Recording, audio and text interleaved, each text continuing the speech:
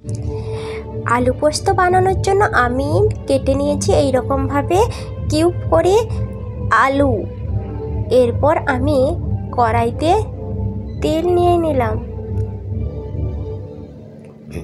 তেলটা ভালো করে দিয়ে দিলাম।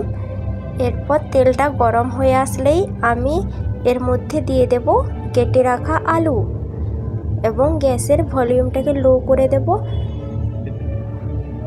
একটু নাড়াচাড়া করে তারপরে ঢাকনা দিয়ে কিছুক্ষণ রেখে দিতে হবে। একটু নাড়াচাড়া করে নিই, দেখুন নাড়াচাড়া করছি একটু, তো নাড়াচাড়া করে নিচ্ছি। তারপরে একটু ঢাকনা দিয়ে দেব।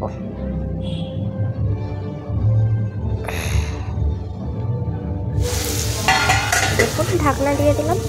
তারপরে নিয়ে নিলাম পোস্ত আর কাঁচা লঙ্কা, ভালো করে পেস্ট করব এবং পেস্টটা আমি দিয়ে দেব আলুর ভেতরে, পুরোটা জল একটু মিক্সড করে। তারপরে এইরকমভাবে রেখে দেব।